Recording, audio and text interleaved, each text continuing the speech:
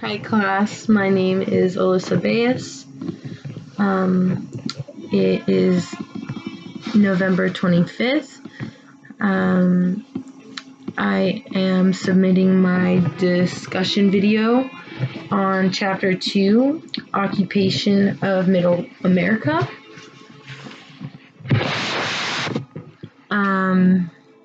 In Chapter 2, it opened with discussion of the Iberian Peninsula, such as elaborating on the location and the variety of people that inhabited there. The Iberian Peninsula is geographically placed where modern-day Spain and Portugal are.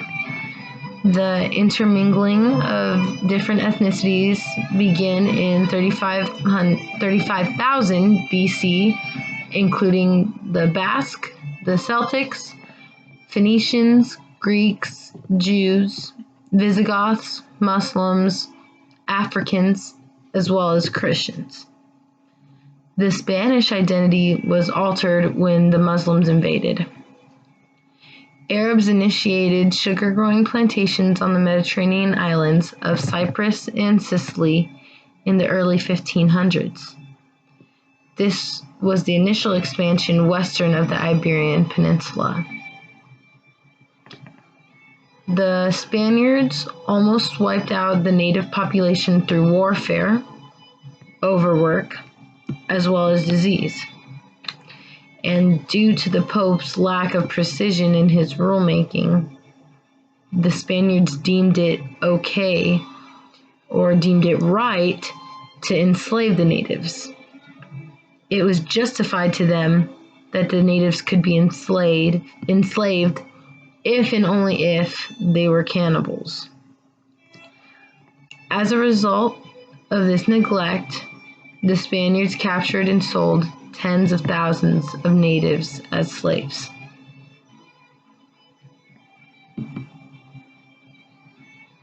With indigenous people being conquered on a vast scale, this devastated the native ecology and intensified competition for the territories such as rivers and valleys.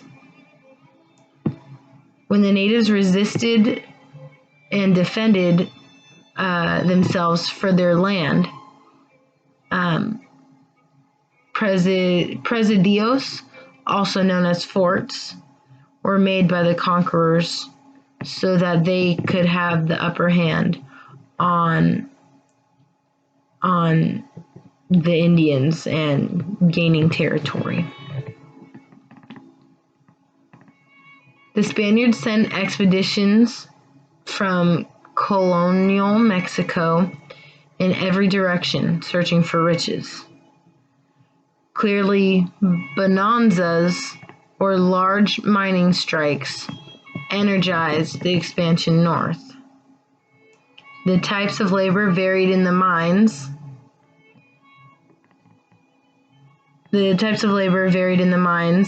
And haciendas used mixed crews of wage laborers of all races who worked alongside African and indigenous slaves.